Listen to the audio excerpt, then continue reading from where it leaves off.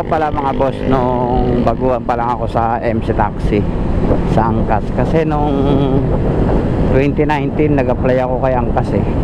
So naging Angkas biker tayo. So dati pagka napupuntahan ko tong lugar na to, takot na ako mga boss eh. Sabi, iniisip ko ba na wala, layo-layo ko na. Ano kaya lugar to? Basta ang ginagawa ko lang, sinusundan ko lang ng sinusundal si Google Map. So sabi ko, ang layo ko na. Tapos nakakarating ako kung saan.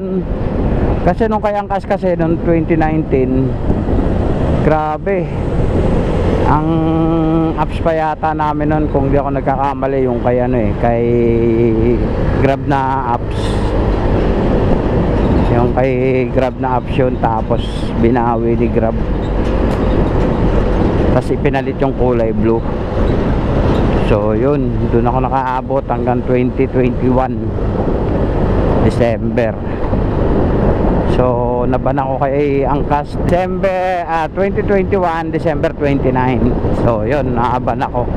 So birthday ko pa yun mga boss, naaban ako kay Angkas. Kasi kaya ako naaban doon mga boss, dahil doon sa pasahero, yun sa nagpadala. So minura kasi ako mga boss. Ngayon nung pagkamura sa akin, syempre nabigla din ako, namura ko din. So yun, nireport ako. Kaya ako naban kay Angkas. Ewan ko lang mga boss kung pwede pa makabalik pagka ganyan. Ganyan yung violation mo kay Angkas, pwede ka pa kaya makapag-apply. Kasi mga boss, may nag-notification pa sa akin ng Angkas eh. Katulad nung naggawa sila ng bagong apps, may notification ako. Ang nakalagay, nilipat na sa iyong bagong apps ang iyong credit balance. So di ba? So update pa rin tayo kay Angkas kung ganun. Comment nga kayo mga boss kung pwede pa akong mag-apply kay Angkas. Maganda naman record ko dun eh. Wala naman akong violation na iba dun. So yun lang naman yung naging violation ko. Wala na. So yun lang mga boss, nandito na tayo sa Boni Serrano flyover.